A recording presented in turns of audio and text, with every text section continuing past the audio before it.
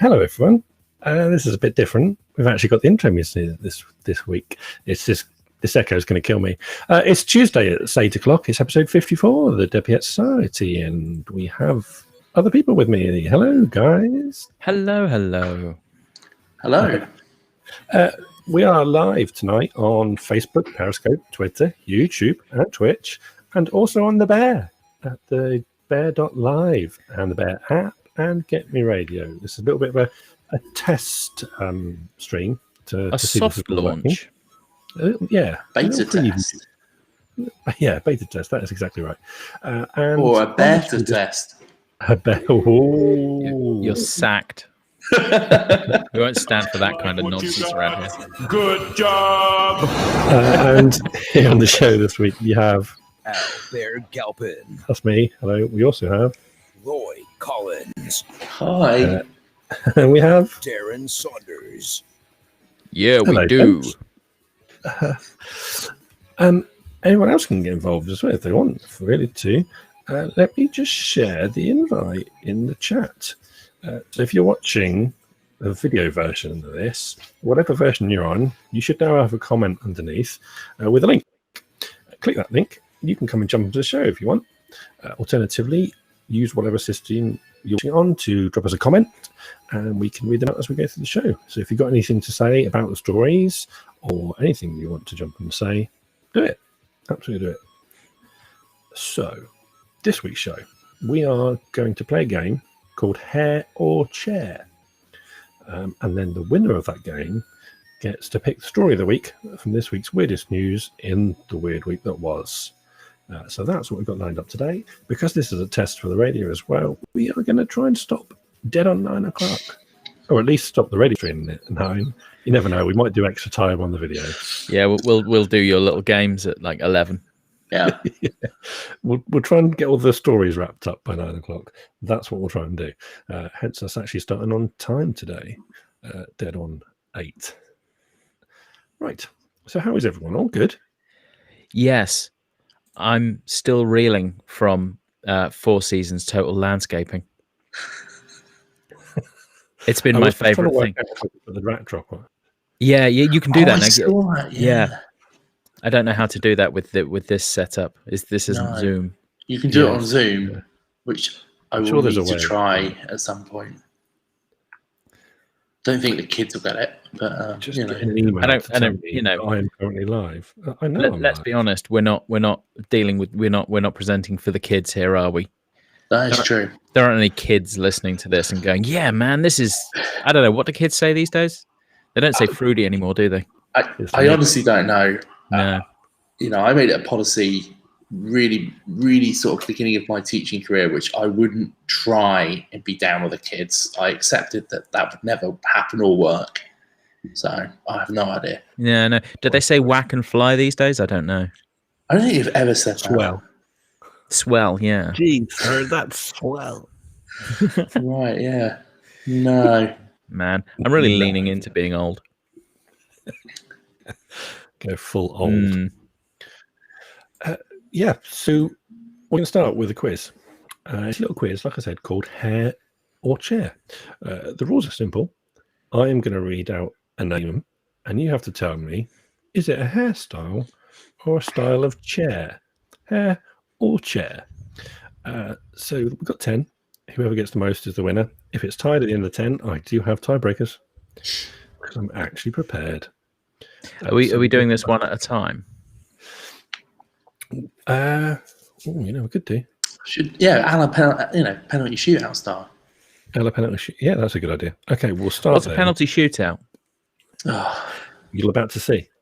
Take it in turns. Best of 5. Okay, so Darren, number 1.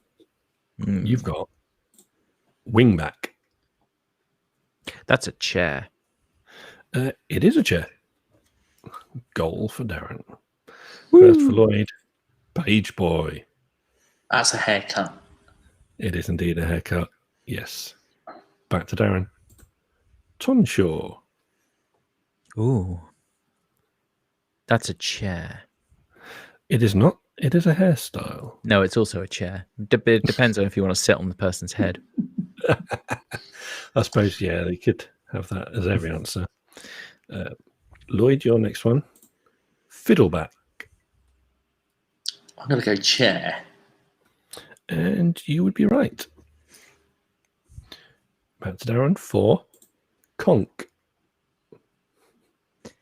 See, now this is unfair because I'm a bald man. So I don't need to know about hairstyles.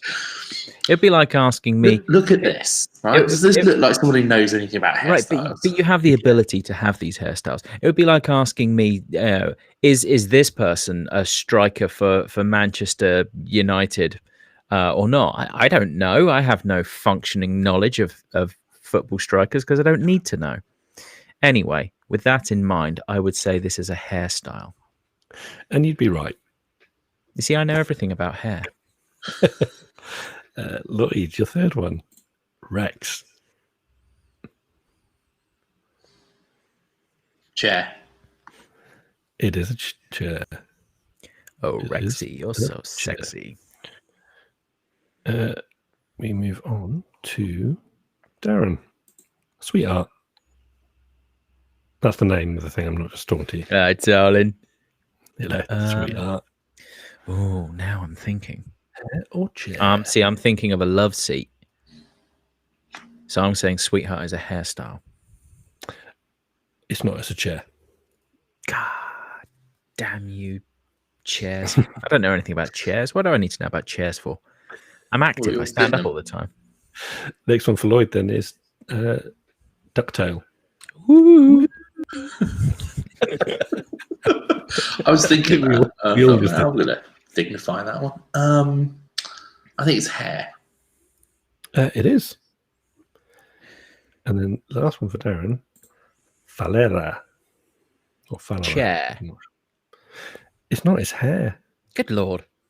And when I looked it up, it said it was a traditional hairstyle from Valencia, which is kind of the same as the way Princess Leia wears her hair. in Star Oh, there Wars. you go. I should have That's known that. called a falera. And last one for you, Lloyd, tulip. It's a chair. It is a chair. And do you know what? 5 out of 5 for Lloyd. Boom. I won that. I Morally. won that. In the Yeah, sense that you No, scored I won that. I feel that I feel like the system was rigged, and I demand a recount. Okay. And I won that. I won that bigly and to the fullest of my extent.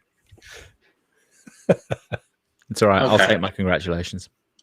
Well done. We'll get Boris to send you a Photoshop message.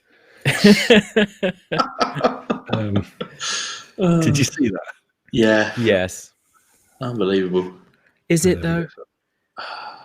Is No, it it's not, let's be unbelievable? honest. No, it's It's entirely It's quite standard. believable. Entirely standard. So that's our quiz for the week, is the champ, which means when we get to the end of the stories, he will be the one who decides which is story of the week. And of those stories, let me just load them up. Looking back at the oddest stories of the past 7 days, this is the weird week that was. The weird week that was. So this is what we're about, really. It's the weirdest things that have happened in the last 7 days. Each week we start 5 headlines. This echo's killing me. We instantly discard one based purely on the headline, never hear mention of it again. And then we work our way through the other 4, and then Lloyd picks the story of the week. So if anyone's got any comments as we go along, just jump in, leave a comment on whatever source you're watching us on, or click link and jump on the show and tell us about it. So this week's headlines are: man banned from Yellowstone National Park after rangers catch him cooking chickens in the hot springs. Husband asks company to hide car parts from wife, so they put them in sex toy packaging. Dad labelled gross for getting poo tattoos with his kids' names on his leg. Marks and Spencer are accused of ruining Christmas with a suggestive festive donut. And Yahoo tried to screw their Yodel Guy. That's the 5 headlines. Which do you think is the weakest I want to get rid of, guys? I would like to see the back of the Poo Tattoo, and I have a good reason for this. Okay. It was that you get that kind of thing from the kind of person who, when they were at school, If they had to wear trousers on hot days, but girls were allowed to wear skirts, they would wear a skirt just to prove a point. Do you know what I mean? And so this is the kind of person that would get a poo tattoo on his leg just to be all like, look at me. And by talking about that, we are looking at him, and I have no time for that. I'll say one thing then, which is this. Do you think he calls his kids little shits? Almost certainly. Hence the tattoo. Yeah, I'm happy to chunk that. Okay. Easy. Nice. Sorry, I was a bit judgmental of the man there. No, it's fine. You feel very passionate about it. I'm down with that. Someone feels that strongly. Let's assume the man has an emotional attachment to his children's poo. That's even more reason to get rid of that story. Well, that's a reason to get child services in, isn't it? Well, yeah, that's true. Perhaps that too. Oh no, we're disappointing someone already. Matt Lee says I was all for the poo tattoo, but you've turned me around. Feel free to get yourself a poo tattoo, Matt. Just as I learned today, don't post a photo of it on Parler because they'll ban you for it. You know the free speech equivalent alternative to Twitter, where all the Nazis went. Yeah. Turns out that if you'll get banned if you post a picture of your own feces in the comments under a thing that you don't like. So you can talk shit, you just can't show shit. You can't post it. See, I set it up and you knocked it right in there. Boom. Anyway, indeed. Yeah. Story number 1. Man banned from Yellowstone National Park after rangers catch him cooking chickens in the hot springs. This is from Travel and Leisure. And the story says, the privilege of visiting national parks comes with the great responsibility of following the rules that protect their natural beauty. After allegedly trying to cook chickens in a hot spring at Yellowstone National Park, one Idaho man is learning the hard way that flouting these rules comes with pricey consequences. On September the 10th, 2 years after the offence, the Idaho man pled guilty to multiple charges, including foot travel in a thermal area and violating closures and use limits, East Idaho News first reported. According to Newsweek, these 3 suspects were cited in the August 7th incident after a ranger received a report that a group of 10, including a child, were hiking towards the Shoshone Geyser Basin with cooking pots. They were found with 2 chickens in a sack placed inside a hot spring. And there's a picture of a hot spring for those watching. The Idaho full suspect, who was not mentioned by name, will serve 2 years of unsupervised probation and will be banned from visiting Yellowstone during this time. Additionally, the court ordered him to pay fines of $600 per charge. Apparently, it's got the biggest concentration of active geysers in the world at Yellowstone. It boasts over 10,000 thermal features. The park's filled with boardwalks and trails that allow guests to admire the natural phenomenon. It's against park rules to travel outside of these designated areas or to place anything into the thermal features. These measures are in place for the safety of visitors as water in the hot springs can cause fatal burns. More than 20 people have died from burns suffered after they entered or fell into hot springs. Warning signs are clearly posted throughout the park, giving visitors no excuse for breaking the rules and risking their lives. However, with more than 4 million visitors a year, it's no surprise that some may stray off the path, literally and figuratively. So there we go. I have a question. Go for it. On his court appearance, was the defendant wearing a nice goatee beard and one of them fancy little string ties? Did he have white hair? All in white. And perhaps a bag of 7 herbs and spices? Or 13 herbs and spices. I forget how many herbs and spices. What I'm saying is, was it Colonel Sanders? I think we got where chickens. Yeah. So I feel like I have to explain my the clues in the... Well, they might be trying a Kentucky boiled chicken. Oh, God. You're Just the thought of boiled chicken. Absolutely horrible. I mean, that's the first thing, isn't it? That's possibly the worst way to cook a chicken is boiling it. I've just discussed it. Having said that, if you throw chicken chunks in a curry and boil them in a curry, that's fine. But if you just boil them in water, holy Christ, that's horrific. I'm sorry for bringing that to your attention. I mean, the other thing as well, these geezers aren't shooting up like pure water. There's a lot of sulfur in said water, which again is very, very bad for you. Fart chicken. It's eggy not chicken. the best thing to do. Which, if anyone's going to taste the egg, surely the thing eggs come from. Hey, I like your thinking. Maybe we should try this. What, go to What, Yellowstone? risk No, a maybe we shouldn't. $600 fine and whatever else it was. Hey, if it's worth it, it's worth it. Hey, someone out there, Man versus sponsor food. us. Sponsor us, give us flights out to the States, Yep. pay our fine, buy the Yep. chicken for us. We'll Yep. do it. We'll take our own chicken though, because I don't want any of that chlorinated shit they got over there. Got standards. I mean, you could literally, as it says in there, die doing this. It just doesn't seem worth it, does it? If it's good chicken. But it's To be not fair- going to be good chicken, is it? We've just Don't know established that. that point. Yeah, Yeah, fine, whatever. Lloyd, think about it. You could die just going to the co-op these days. Yeah, That is true, but especially when you live in the world that Al and I live in. I nearly got run over by a young woman on one of them electric scooters the other night. No lights. She was wearing all black. Yeah, and that was right outside the co-op. Oh, I the was sort of conversing to a cyclist outside the co-op the other day. yeah. Yeah. Anyway, reason. yeah. All black, no lights. Fools. Damnable fools. Get off my lawn. Those scooters Thank appeared you.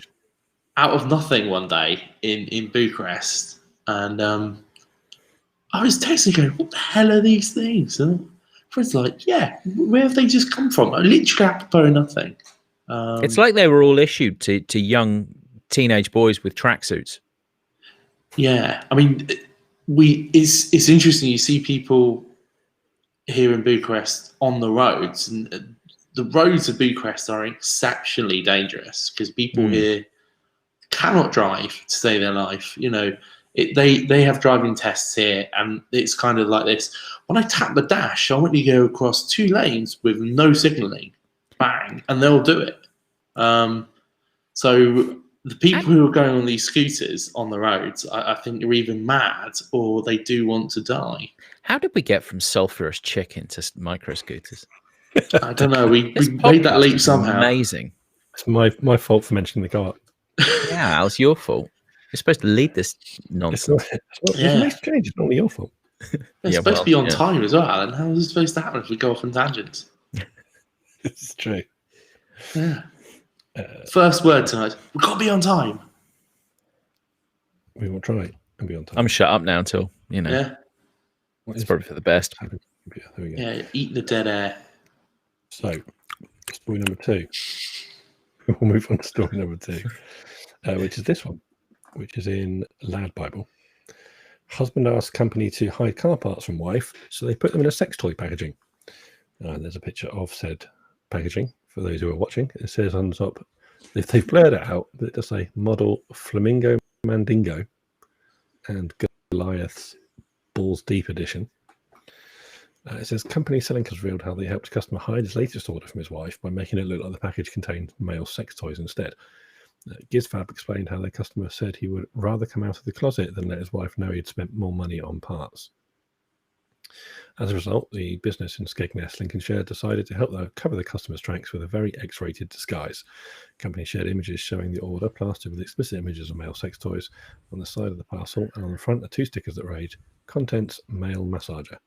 They also sent an invoice for the order, which claims the package contains a fucking huge dildo, but the wife wouldn't have a clue. The customer, who lives in the United States of America, then posted his own photo, posing with the parcel, which arrived yesterday. Well, there's a giveaway, if nothing else. Gizfab's owner, Eden Young, took to Facebook to share the hilarious cover-up on Sunday. The 30-year-old posted the images and said another customer contacted us and insisted under no circumstances could the wife know about new car parts arriving. He said he'd rather come out of the closet than have her know it's more car parks. We got you, fam. There we go. There's a little bit more to it than that, but I think that's enough. So, correct me if I'm wrong, but he asked them to disguise the packaging because he's too much of a pussy to talk to his wife. And then Lad Bible, having his back fully on this story, published all the details of it and him, including his photo. Yeah. To be fair, though, if I was in a similar situation, ordering yet more parts for my push bike, and a bunch of male sex toys turned up, I think my wife would probably be more pleased with that than with more stuff for my bike. But that says something Yeah. about my relationship with my wife more than This anything. And I should probably story- shut up now. Well, the thing of the The story, story is one of two things. sorry, the bit of the story which you didn't sort of get to was the weight. It was 13 kilos. Now, that's a lot of weight for a sex toy. This man orders That sex is. toys. Yeah. He knows his sex toys. 13 kilos of dildos? I mean, The just set- 30 kilos is a lot for anything, isn't it? I mean, That's rookie numbers, boy. look, that's a lot of put in you. Yes. Yes, it is. So, the whole thing's just bizarre, and it's sort of, it's like, oh, my wife doesn't want me buying money on the car. Well, there's a whole bigger serious issue here, and this ruse will not work, will it? Evidently, because we now all know about it. But not even that. You see the label, are you going to go, or you're going to open it, aren't you? This is so outrageous. You're going to open it up. How many people in the post office do you think opened it? Oh, Having loads. seen the stickers and then felt the weight. At the very least, it got x-rayed a few times. Oh, yeah. Bit of a shake. Wow, that's That's very just gone metallic. from Skegness to the States. To me, this, yeah. So, They not make car parts in the US. hang on. Surely Homeland Security in the States was probably going to have a look at it. Yeah, well, it definitely would have been X-rayed Yeah, and scanned. and it's by been them before mislabeled. someone coming in through customs. That's a very good point. Yeah. I detect shenanigans. I don't think this is entirely above board. It's one of two things. One, they actually did this. The guy was like, well, I've clearly got to tell the wife it's not actually male sex toys. So my cover's blown for car parts. So I might as well sell my story to someone. Mm. Or it's a whole big nonsense to get, more mentions for the company. I suspect They're both. that one because I'm a terrible cynic. And we perpetuated it. We That's the thing, have. isn't it? Oh, aren't we terrible? Yeah. Ah, Falling for Fall it. for it. Ugh. outrageous. For it. Right, outrageous indeed. Which I think probably brings us to the end of talking about it. Because, if that's the case, I feel dirty. It was quite a good wheeze, though. I'll say fair play for that. Keeps people happy, and that's all that matters in this day and age. Skipping the poo and moving on to story number 3, which is this one. Marks and Spencer accused of ruining Christmas with suggestive festive donut. National chain has left many people shocked by the name of its new festive donut, with many people urging Marks and Spencer to launch it immediately. It says, during this cold winter months, there's nothing better. This cold winter months, that's terrible journalism. There's nothing better than enjoying a sweet treat with a hot cup of tea. Many of us love a classic jam donut packed full of sugary goodness and guaranteed to improve your day. One is never enough. You're always left licking sugar off your fingers and wanting more. If you're a fan of the classic treat, you might want to sit down before you see what Marks and Spencer have produced. The national chain introduced a new product on Twitter where it left people divided. Yum Yum Donut Hybrid. This sweet is called Santa's Yum Nut. Sorry, what? Marks and Spencer tweeted a picture of the dish with the caption, "Who wants a bite of Santa's Yum Nut?" And for those of watching, there's a picture. It's a donut-shaped Yum Yum with icing on top with Santa's belt. That's basically what it is for those of you listening on the radio. It says, our Yum Yum Donut hybrids have been given Christmassy makeover with delicious flake pastry layers and a sweet Santa's belt topping. Find them in our in-store bakery. Well, it turned out that lots of people really weren't sure that they did want a Santa's Yum Nut. One joked, anyone climbing down my chimney to offer me their Yum Nut is getting smacked with a dumbbell. A second person said, guys, you don't need to trademark that name. No one else will want to use it. While a third blasted, this has ruined my Christmas already. We got low standards then if that's ruined it already. Comedian David Baddiel quipped, I know that's meant to be Santa's standard belt, but given the really quite misjudged name, I say it looks more like Santa's chastity belt. Many people were very disturbed by the name. Comedy writer Alan Gillies joked, so you're submitting a trademark for something called Yum Nuts. Yes, Yum Nuts. Another replied, Greg's would never. Yes, they would. Yeah. They would. Greg's a shameless. So my first thought on this is on the headline. Ruining Christmas. That's a little harsh, isn't it? Ruining Christmas. Yeah. Pack it up, lads. Pack it up. Let's not endure the 25th of December anymore. Marks and Spencer's have ruined it. Really? I mean, come on. Ruin my birthday forever.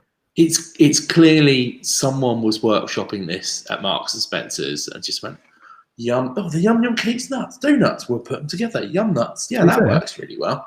I've had a yum nut before. They've been around a while. This isn't new. It's just the fact that they've added some to, Santas to the front of it. I would suggest that there is a 0% chance that this wasn't designed to go as viral as it did. And as thus, once again, we're perpetuating the advertising. Damn you, Marks and Spencers. We can't get an ad block on our thoughts, can we? No. But I will say, they do look really good. I'd certainly take a mouthful of Santa's yum nuts. I'll get some in for next week's show. Well, see, this is the trouble. I'm off the sugar because, sugar is really, really bad for me. I'm not diabetic, but I may as well be. And so all this in the run-up to Christmas is killing me, actually. If I'm less chirpy than normal, it's because of all this. Being forced to look at tasty things that I can't have. Oh dear. Any other comments about yum nuts or ruining of Christmas? I really don't like the... I know this is supposed to be lighthearted and fun, but I do tend to end up going off on rants. I really, really don't like the modern trope, and it is fairly modern, of X has ruined Y.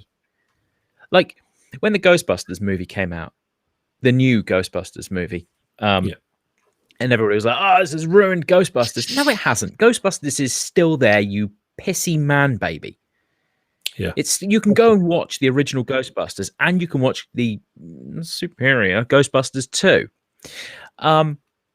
This has not ruined the thing. Christmas is not ruined because Marks and Spencer's made a fucking donut. I think it's the opening salvo of the Christmas silly season, isn't it? It's that, and again, it's another example of really lazy journalism, isn't it? Yeah, they've trolled. Oh look, David Dill said that on Twitter. Oh, I'll put that on there as well. It's all very, very basic. More than likely, Marks and Spencer's sent them the PR mail out. They just, oh yeah, this one looks like fun. We'll put that as, just rewrite that as a story. And fine, whatever. Advertising, this is how it works these days. Yeah. But don't go saying it's ruined Christmas. It's very much sort of either or, isn't it? With all these things. Oh yeah, there's no middle ground anymore. Yeah. Oh no, absolutely. Next thing, Marks and Spencer's will be giving a press conference outside B&Q. Yeah. Things that would ruin Christmas, I don't know. A bungled coronavirus policy. That would ruin Christmas. I don't know. Because that means that I don't have to spend time with my family. Nothing against my family in particular. I just really like a quiet couple of days, Yeah. So I think it's just the opening salvo of all that, isn't it? We'll probably see a lot more of these kind of things in the next few weeks. It's all going to get worse. Suggest if your Christmas is ruined by a yum yum donut hybrid, your Christmases are pretty shitty. Or they're that good that this tiny thing's ruined it. That's true. Like a bit of grit in a Rolex. It's a real first world problem. It really is, yeah. Although they could have them in third world countries. I don't know. I don't know what Marks and Spencer's donut distribution's like in developing countries. They're not third world. We don't say third world countries anymore, do we? Because that's really quite. But I don't know what Marks and Spencer's distribution model is in the likes of Bangladesh. It could be that they're really good out there. Maybe they have a lot of their products made in Bangladesh. I'm not sure if they actually sell anything in Bangladesh. I don't know. Let's go to Bangladesh and find out. Yeah. What's the budget like on this show? They got an outlet store. Seconds. Actually, I went to Tesco's once in China, so it's not unheard of. Okay. Seriously, I got off the shuttle bus, and the first shop I saw in front of me was a Tesco. I'm like, damn right, I'm going in there. They didn't take my club card. The first place we went to Tokyo was Starbucks. We were hungry, and it's literally the first place we see. was getting something, anything, because I'm starved off the flight. I mean, Yeah, Starbucks it's- makes a bit more not sense bad. because there's a Starbucks on literally every single corner in every single town in every single country in the They're in the world. ubiquitous, aren't they?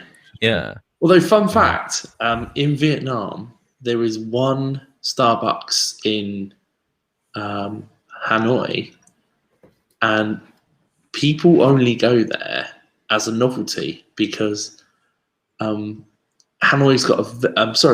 got a very sort of vibrant coffee culture. It was a former French colony. There's patisserie shops everywhere in Hanoi as well. And basically, when Starbucks kind of landed there, the people of Vietnam are like, it's very nice that it's there, but their coffee's terrible. So we'll go to our normal coffee shops. But people go there on like first dates, and that is literally it. Wow. Man, that's dragging your balls across the face of Starbucks, that isn't it? I'm gonna I go bet for a joke. Starbucks HQ, I'm they not gonna consider drink that, this you know, pissy coffee. They consider it a win. Hmm? All these people take people there on dates. We're really successful. Yeah. Yeah, I'm not mean, going to drink this piss coffee, but I'm going to take a photo of it for the jokes on Facebook. I like their mugs. When I sort of travel around, I get a Starbucks mug. You know, the country ones. You know, Colour with the landscapes or whatever on it. I hope you don't pay for them. Do you just steal them from the? Or are these ones you have to buy? Yeah, these They're ones not you have to buy. Yeah, right, yeah. no. But they're really nice, good, robust mugs, and I drink tea out of them because I don't really drink coffee all that much. You're a robust mug. Hey. Hey. I have two. I have two Tim Hortons mugs that I drink out of, and those things they do the good boys. coffee and donuts. Yeah, my dad. Tim Hortons is My amazing. dad goes out to Canada every year, and, Yeah. and he always brings back that year's special Tim Hortons mug. He's got a ridiculous collection of these mugs on his desk at home, and I have two of them because he had a couple of duplicates, and they are I rotate them every single every other day. That's my coffee in the morning. So in Dubai, where I used to live, because because Dubai is like, it's Dubai. You have all these like a franchise of Tim Hortons and all these other different coffee outlets and whatnot. So people go, oh, no Tim Hortons before. Oh yeah, Tim Hortons is amazing. So their donuts are insanely good as well. That's a good point, actually. There's do either of you have an Apple TV? Yeah. The little Apple TV box. I haven't had it out for ages. Okay, so the newer ones have got the flyover screensavers, like the drone footage going over various cities and landscapes and such. And one of the flyovers is along a main road in Dubai, and there's this tall building on one side that's got Tim Hortons written all up it. And every time I see it, it's really incongruous. Yeah. Yeah, it's like we're out in the Middle East. You got all these fancy cars, there's desert everywhere, and there's this Tim Hortons logo. Yeah, that's the Sheikh Zayed Road, which runs literally through the city of Dubai, and I think it's just going on memory here. That's probably out towards. I mean, wherever it is, I'd have to take. Yeah, it's in between the airport and the Burj Al Arab. Yeah, that's the one. Yeah. Real good coffee. Yeah. Yeah, there's a Tim Hortons down there as well. Yeah. But no Santa's yum nuts to suck on. No. They've got Marks and Spencer's out in Dubai, so yeah, you probably better get them. There you go then. And a Waitrose. Their distribution is solid in the Middle East. Oh yeah, we've gone full circle. Can't get any Percy Pigs though.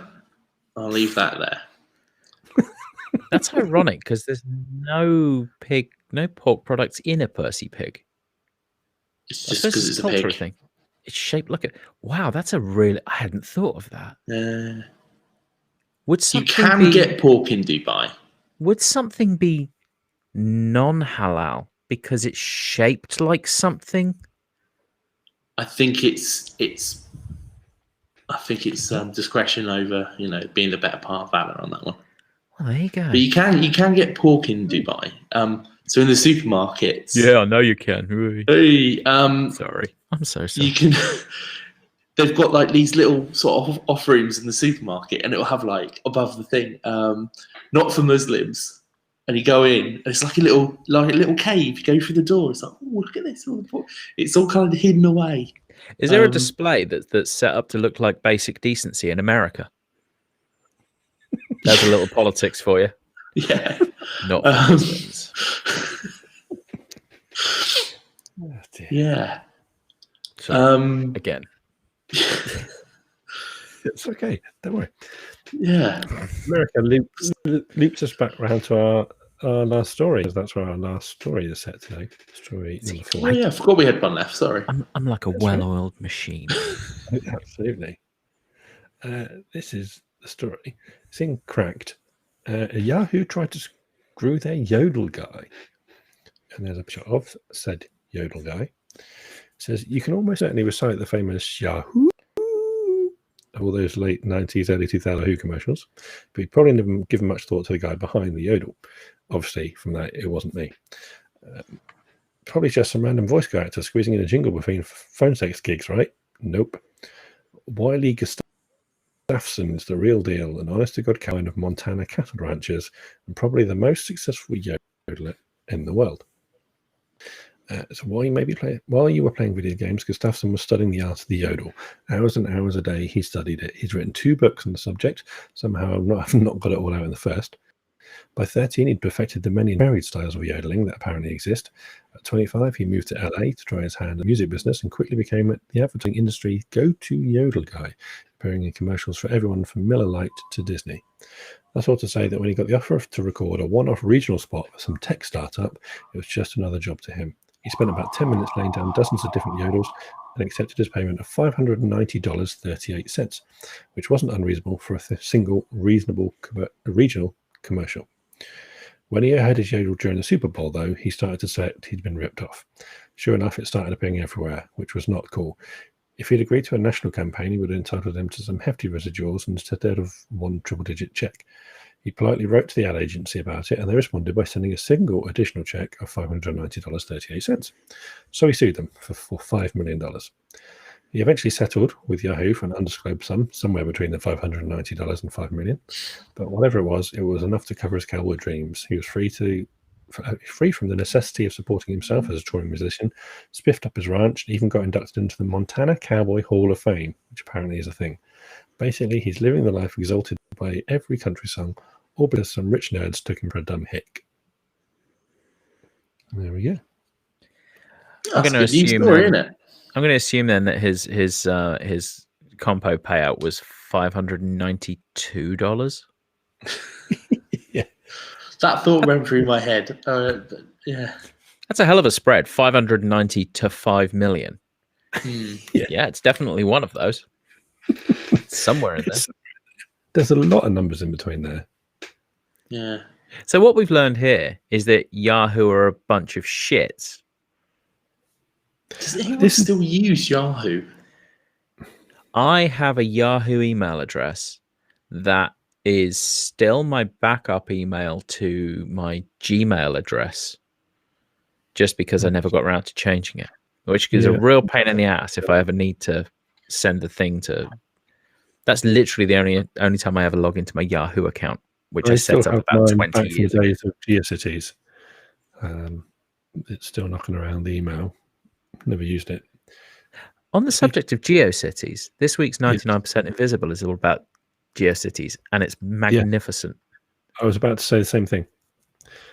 Anyway, called the Cities of Geo. It's so good. Such a great episode. And pointed out to me something I didn't know, that the fact that before they shut it down, some people saved a lot of it. And now they download the entire archive of everything that was on GeoCities. So I am tempted to download it and find my old site. Yeah, remember that real shitty site you put up with those really embarrassing GIFs? Well, it's still out there. Yeah, it was an eFed, for those that remember, a virtual wrestling company that I would have done when I was about 19. So I expect it's god awful. Really I never had a GeoCities account. I was too young for that. I'm a mere strip of a lad at 40 and 2 months. Whereas I'm 40 and 11 months. So old. So old. So. But no, Yahoo, It's one of those weird things where it's still quite big in America. Don't they still make a significant amount of money from dial-up customers? Or no, it's AOL. That's AOL. AOL. Yeah, no, they still make quite a lot of money from dial-up customers, which, quite frankly, they should be really raked over the coals over that. Problem with infrastructure out there, isn't it? It's so vast, and I imagine rural communities still really struggle with all that kind of thing. Yeah, because they're still in the grip of the big telecoms who take all the money to build the infrastructure, but they never actually spend the money on the infrastructure. Do you know what? We bitch and moan about our internet here, but I pay 40 quid a month for 100 meg broadband, which by and large is 100 meg broadband. In America, 100 meg broadband would be setting them back $200 a month, and they'd have a 50 gig cap on it as well. Yeah, it's shocking. I remember when last time I went to the States and we got to the airport and we need to get a SIM, and it was just a pain in the ass. And it was terrible. It really didn't get very much value for money. Like here, I get masses of data and minutes for €6 a month on a pay-as-you-go.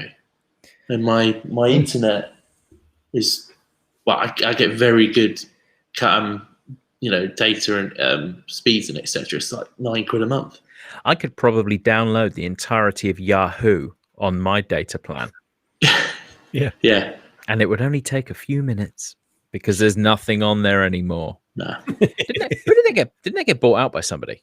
Or is it Yahoo that keep buying people? It's one way or the other. No, Yahoo are interesting when they keep trying to do different things. They bought the rights to a couple of TV shows, hoping to create like a streaming service, and that all went to hell. Like the last season of Community was on Yahoo. That's right. Wasn't it them that bought MySpace or something? No, ITV bought MySpace. Latterly. I think it was bought by Yahoo, where it subsequently made no money.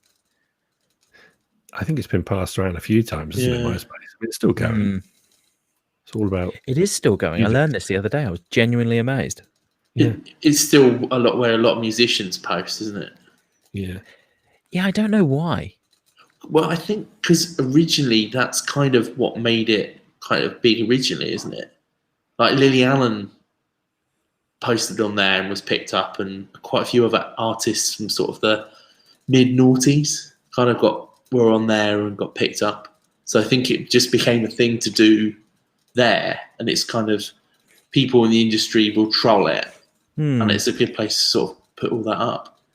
And if you have a specific place where that goes, it's easier for people to find it, I suppose. Like if you put it on Bandcamp. YouTube, it's so Lost in the vast. noise. You get lost. Yeah, absolutely. Like Bandcamp for interminable losers. Because Bandcamp's like real cool until Facebook buys it. Well, yeah. And ruins it, like everything else. But yeah, no. MySpace. I haven't logged into my MySpace account since about 2007. Actually, coincidentally, I haven't logged into it since I set up a Facebook account. Like everyone else who did that. Pretty much. Yeah. And I don't even have a Facebook account anymore. It's just the pure fact that I know so many people around the world. It's just the best way to sort of keep in touch. It's good for that. And you really love them boomer memes. I love the boomer memes, yeah. Yeah. I mean, it's like, the thing is though, like the social media people, it's like Twitter as well. Like you can create a bubble on things like Twitter and Facebook and avoid most of the bad things. It's about being aware of what those things are. You know, it's like when you remember a couple of years ago, people like your aunt would sort of post things from Britain First. You're like, no, Aunt, they're fascists. Do you not understand that? And they would say, yes, I do understand that. They're speaking nonsense. No, they're not. They're not. So it's just a matter of sort of being aware, isn't it? I think that's the thing. So that you can keep that nastiness at bay if you just, don't blindly repost something, or, you can report something and play with the settings and stuff. It's just people don't. I am finding it increasingly difficult on Twitter to stay in my nice, comfortable bubble because of the amount of quote tweeting of assholes and general outrage at what I have discovered actually is if you turn off retweets for certain repeat offenders, it does make your Twitter experience much nicer. Yeah, I've done that. Yeah. It's good. So all those things I'm retweeting, you're not even seeing that anymore, Al. No, I see yours. Yeah, I think yours yeah, on because you retweet, Debbie at Society and the Bear stuff. So I got to keep that on. Oh, that's true. Yeah, I've got you by the short and curlies there. Yeah. Well, that crap I retweet, you've got to look at it. Enough about me for your controversial views. Oh yeah. Controversial views like pineapple on pizza is perfectly fine. Yeah, that is fine. What's not No fine? problem with that. at all. Al's about to disconnect us. No. Well, I don't like it, but I'm not against anyone who does. Whoa. That's not the modern attitude. Yeah. Where's your binary set of values here? Come on, man. You've got to cancel us at least. Yeah. Someone I saw shared an email that they got yesterday on Twitter about a festive pizza. And it was rotisserie chicken and I think bacon and a couple, or was it sausage and bacon and a couple of things in a red wine gravy base. What, instead of tomato?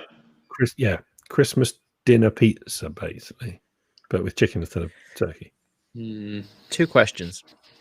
First question: was the chicken cooked in a geyser? As soon as you start, I went, I know where this is going. Second question: why didn't you just make a roast dinner? It seems like a lot of stupid effort to go to eat something that would just taste like a roast dinner. Yeah, but this is like a chain takeaway. They won't be going through the full effort. No, I suppose. I would have made the tomato. I would have kept the tomato base, but maybe put a bit of red wine in that. That seems quite nice. Just slather it in cranberry. Well, no, I wouldn't have gone cranberry. I would have gone little bits of stuffing. You could have put that on the pizza. I think that'd be all right, wouldn't it? Yeah. What's the weirdest thing you've had on a pizza? What's the what? What's the weirdest thing you've had on a pizza? That's a good question. I can tell you the most I've ever had on a pizza. Yeah. I worked for Domino's for a while and I experimented. I put everything on top of that pizza. It was horrendous. It was really shit. Who'd have thought? Yeah, right. Who'd have thought that like barbecue sauce and tandoori chicken and tuna and who'd have thought that wouldn't all work together? No, that seems like it would always work. And it was really, really wet. It went through the oven for the customary 90 seconds or whatever it is under that stupid thing. And yeah, you chop it and you lift up a slice and everything just slides off the slice because it's just there's too much moisture in all that meat. Yeah. Which takes us back to the sex toy story. I had a housemate who used to put baked beans on a pizza. So we get like a pizza and then take that away. And I was like, what are you doing? Oh, that's really nice. I went, no, sorry, it's not. Do you drain off the sauce before you put the beans on? I didn't do it. It was a flatmate of mine. There's a question to Al, actually. Right. Al just said he does that. So yeah, I get a pizza base, just a plain base, and I get a can of beans with mini sausages. Right. Okay. I scoop out the sausages, place them around the pizza, and I just spoon on the beans in the gaps, loads of cheese on top, throw it in. It's a knife and fork job, but it's really tasty. That sounds. My dad used to make it for her when I was a teenager, and I told Kitty about it like 5-6 years ago, and she thought it was nuts. So I made it, and ever since I've had it every now and again. Every few months I have one. That's beans on toast taken to the next level. It is. Now you said like that makes a bit more sense. Can I take it to an even better level? And hear me out on this one. Garlic and coriander naan bread. Okay. Up the Asda, they got these big ass garlic and coriander naan breads. They make the best pizza bases.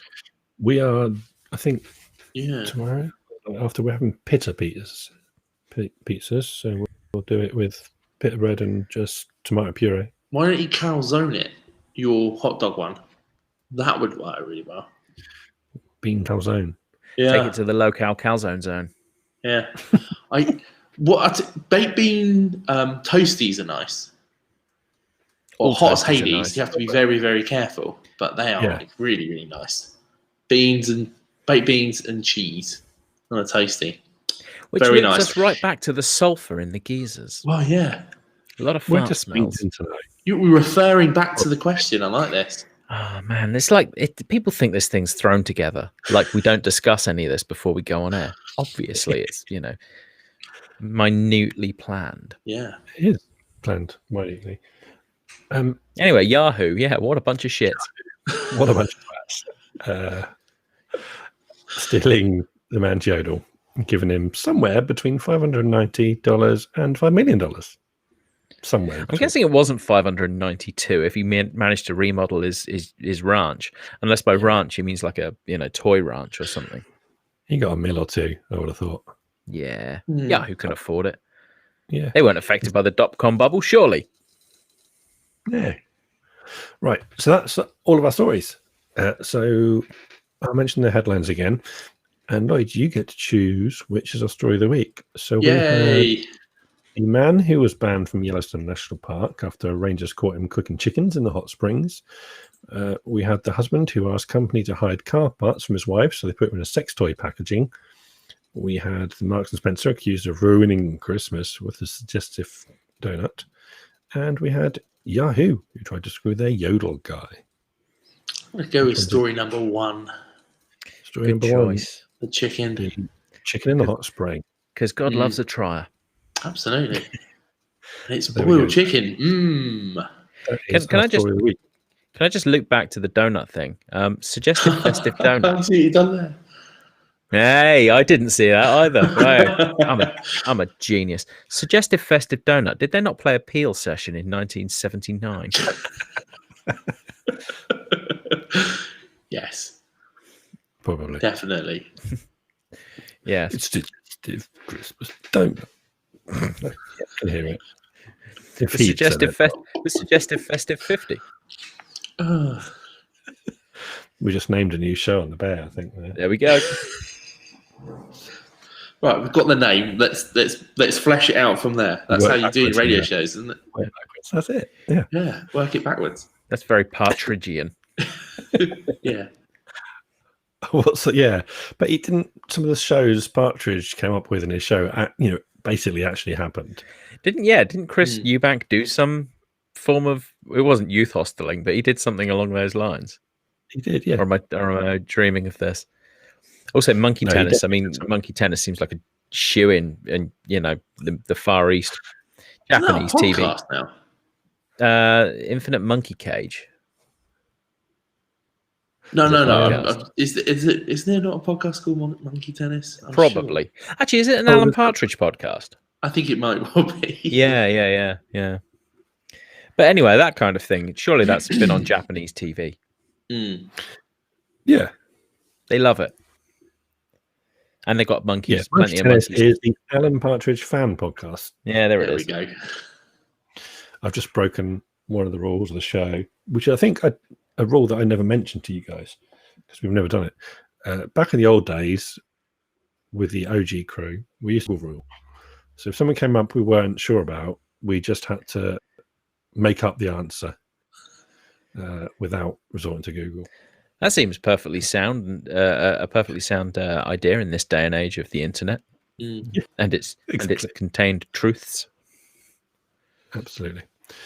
Got a few minutes left, so before we go, we will ask you. We're going to do. I haven't even got my thing in, have I? I deleted it, but it's where we say life is good, and we give you some recommendations and try and inject some positivity into your week before we leave you until next week. So anyone got anything that you've seen, played, read, heard, done, visited, whatever recently that you want to tell people about? Oh yeah, actually, the one piece of TV that I can recommend is Dark Materials is back. The second series started on Sunday. Oh, it's so good. Very good. Chitokatsu doesn't look anything like I imagined it, because for some reason I imagined it looking a bit like, in Are we going to spoil things for Lloyd's based on the look on his face? No. I have opinions about it. right. Well, I'll get to your opinions after 9 o'clock if they're opposite to mine. Extra. But in Crete, is it no Cyprus? In Cyprus, there's that disputed bit of territory where there's this whole section of the city that's basically abandoned because you mean Northern Cyprus? No, well, it's on within Nicosia. Yeah. East, on the eastern, yeah. Well, you're closer to it than I am, I suppose. Anyway, yeah, there's that abandoned bit of city there. For some reason, I imagine Cittàgazze to look like that, but obviously it doesn't, because why would it? But in the TV show, it looks like this really lovely Mediterranean village built on a hill, a bit like St. Michael's Mount. And it was really nice. I really like what they're doing with it. Yeah, I enjoyed it very much. But you do that, don't you? If you read something, you fill in the gaps with your own stuff. So then when you see it in somebody else's vision, it must be odd. Because if they don't explain it well enough in the book or whatever, you don't have the reference in your own brain to picture it. I think that's why I loved the Lord of the Rings movies so much, because I watched the movies and I was like, that's what was in my head. With the exception of Rivendell. For some reason, I had Rivendell in my head as like this enormous log cabin. I don't know why. Okay. But other than that, the film looked more or less as I imagined it would look. It was crazy. I don't know if that speaks more to Tolkien's descriptive prose than anything. Oh, get me with my terms. Anyway, Lloyd's about to say something wrong. Well, I know we'll talk about that afterwards. I was going to say my TV recommendation. I would say I'm really, really enjoying the new series of Discovery. Yes, on Netflix. It's been really, really good. I don't want to do spoilers or anything, but just suffice to say it's really good, and it's nice to see a Star Trek series done with a big old budget and really seeing what they can do. And it looks spectacular, and the story is really interesting at the moment. Of what's come before, they're in a position that they can kind of do whatever they want because of the story that they've gone into in season 3. Absolutely. It just opens the doors to do whatever. I've only seen the first 2 or 3 episodes of the first series of Discovery. I think we were in a place where we couldn't really dedicate much attention to reading the subtitles on the Klingons, so we haven't really watched it. I've heard really good things about it, but I read a really interesting thread on Twitter the other day about. Now, I don't know whether Discovery falls into this trap, but Picard certainly did. About the fact that part of the beauty of Star Trek was the fact that it was episodic. No, not so much that. It was like the world, the universe in which it was set was this post-scarcity space communism, basically. And everything was kind of, the Federation were, by and large, a benign good. But then with Picard, the Federation becomes this sort of almost clandestine thing. There's and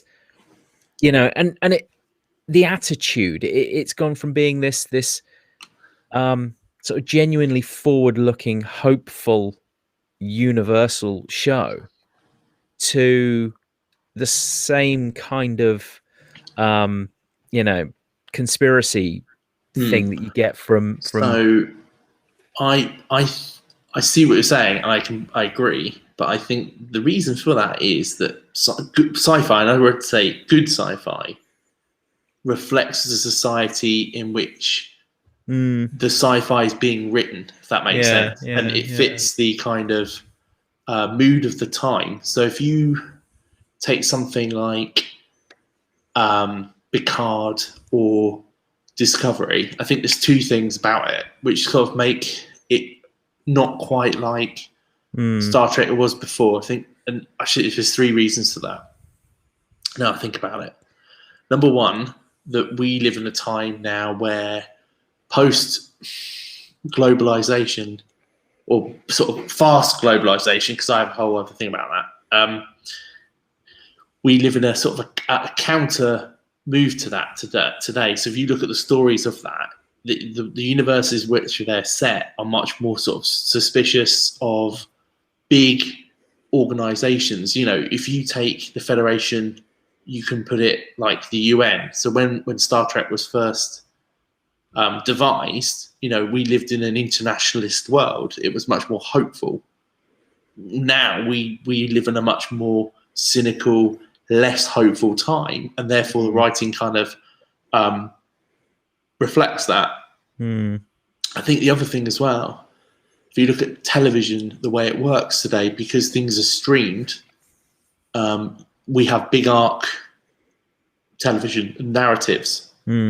Traditionally, Star Trek was episodic, and the reason why it was episodic, and a lot of TV in the 60s all the way through to the 80s was episodic, is because things were syndicated, and they're just not syndicated in the same way anymore. So you can do a big story arc.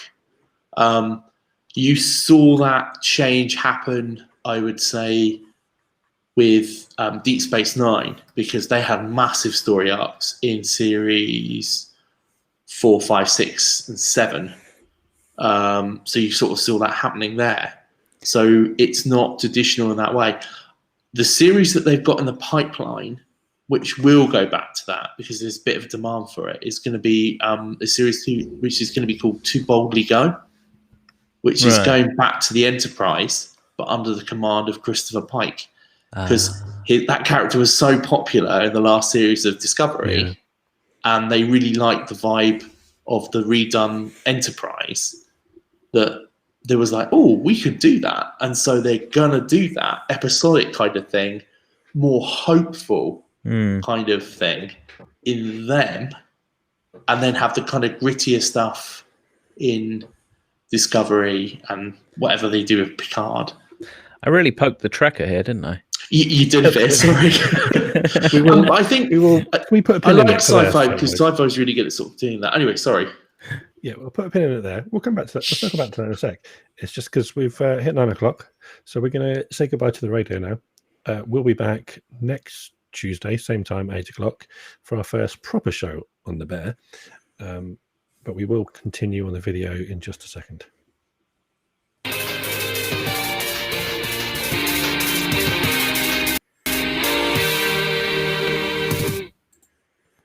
And there we go. We're off the radio. Sorry, I forgot about the time there, man. Sorry. No, it was another week. If there was something after, I would have stopped. But I was quite interested in what you were saying. I'll let you go. And no, I think, and going back to your Lord of the Rings thing, if you look at the world that was created by Tolkien, it's post-industrial, and they look. He is, in a lot of writers from that period, look back at the world pre-industrial and kind of go. So Mordor is the industrial heartland, you know, Manchester in the 19th century. You know, the Shire is the idealized pre-industrial society. Right. Yeah. That's interesting. Yeah. I you know, science fiction is definitely a reflection of the society you live in. I mean, that's why if you think about a lot of sci-fi in the 80s and stuff, it's all quite dystopian because it was a reflection of sort of what came out of sort of the late 70s and that kind of a lot of writers were despairing at sort of like the commercialism of sort of the 80s and things like that. So yeah, they're always products of their time. That's cool. Yeah, it's good. Right, I can hear myself properly normally again. Oh, that's nice. Now I've turned the radio off. I closed that bit of software. I can hear myself without the echo. It's much nicer. Can I apologise? I was really conscious that there was a lot of police cars whizzing around. Oh, was you were there? I figured it was out. Yeah, I do have my window open. I am in Shirley, so it could well have been me. It's helicopters. We've got a soft here. lockdown, and it kicks in at there's a curfew kicks in at 11. So I think there was a lot of patrolling cars, like beeping horns at people and whatnot. We have a full lockdown, and you wouldn't know it. Yeah. Literally nothing has changed for our lockdown. Everything is exactly the same, but the pubs aren't open. Yeah. I mean, Hunter's still going to nursery tomorrow. So Yeah, schools are open, aren't they? Mm-hmm. yeah. Yeah, my nipper's still going to college. Yeah. The So super spreaders themselves are still super spreading. I was going to say, they're going to be the sort of ground zeros, aren't they, now, in schools? Oh, yeah. You know, that's fine. It's just all the teachers you're going to kill off. It's not a problem, Yeah, it's is it? fine. Who needs an educated populace? Well, exactly. I Not mean, the Tories. hey, A little bit of politics. Well, that's predictable. I'm do you sorry. remember when Ben Elton, everyone liked Ben Elton? That was a weird Yeah, do you time. remember when he wasn't? No. Yeah. Champagne socialism. Oh God. Yeah, no, we're on a soft lockdown here, so which means the kids aren't going to school, and they basically said if you can work from home, work from home. So I'm working from home. But what about the landlords? Won't anyone think of the landlords? Well, I'm guessing the landlords in Romania aren't Tories, so. Well, no. What's the Romanian equivalent to a Tory? They don't really. Do they still put their heads on spikes? Is that something they still do in Romania? Not really. No. They don't Not really. have. They do. There is a Tory party. It's PMP, the PMP, but they're very, very small. Yeah, the political parties aren't the same as the ones in the UK. They're more European style ones. So they're all socialists. No. They range from full communism to full socialism. No, not at all. With the odd far right racist party stinking again, up not in Romania. fringes. Neighbouring countries, yes. I mean, Hungary definitely is in the grip of that. But here they've got quite it's a fairly vibrant and reasonably healthy democracy here. The problem they've got here is the old Communist Party repackaged themselves as the Social Democrat Party, and they are very popular amongst the older population because they basically said, "Don't worry, vote for us. Your pensions will be safe." At the same time, pocketing all the money. There's been rampant corruption here, and the bureaucracy here is a nightmare. So you can go to the post office, for example, and they will do their job only. And there's no kind of using any kind of initiative. You go, I need to get this, or you need to see that person. But you're free. Yeah, but I don't deal with that. Okay. It's that kind of thing here. Sounds like some of the real old school union blokes I work with. Exactly that. There's a lot of that kind of thing. Yeah. Anyway, it's been emotional, do exactly lads. what they've been done. I'm sorry to cut you short, but I need to nip off because I've got to phone my little boy because he was trying to get hold of me about something. Okay. Well, that's a good place to end it then. Yeah, I think so. Sorry, I cut it short. No, that's all right. No. It's all good. I mean, we were trying to finish at 9 anyway. And we just did a little bit extra just to finish off what we were saying.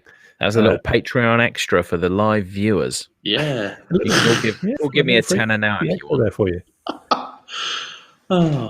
So don't forget who was watched or anymore, but anyone who's still watching or watching this back later, you can follow us on Facebook and Twitter at deadbitsock, SOC for sock. Send us any emails to deadbitsociety@gmail.com or listen to The Bear at thebear.live. Also on the Bear Android app, available on Google Play and on the Get Me Radio OS and basically every other system you've ever heard of.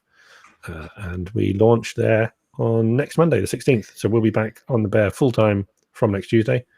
And Darren and I will both be doing shows on there opening night and onwards. I can't wait. It's going to be amazing. Hey. I'm going to do the live show 8 till 10 before your show on Monday. You're my warm-up act. What's coming up. I'll be your warm-up act, yeah. And then I'm back again. Then we'll be doing this show on Tuesday night. And then I will be back on Thursday night being the warm-up act for Dr. Squee. And then I'm going to do a pre-recorded show on a Sunday. So does that make you everyone's radio fluffer? Yeah, a little bit. He's fine with that. He is fine. Oh, I know he is. He's a tart. Yeah. That's fine. It's all good. He's found his niche. As of yesterday, I've started planning Superpod 3 to come to the airwaves next March. More live podcasts to raise money for Comic Relief. I got a call from Comic Relief yesterday. And they were like, "Oh, we actually raised some good money for us in the past. Do you want to do it again this year?" And I was like, "Yeah, I'm thinking about it." So we're like, "Yeah, okay, I'm going to do it." Nice. So we'll do something. We'll broadcast it on the Bear and use this system as well, so people can have video and audio, and it should be a lot of fun. So more details on that Well, soon. sign me right up. Awesome. There we go. Yeah. No, Right. And we'll do an Yeah. episode of this as well for it, I'm sure. cool. Right.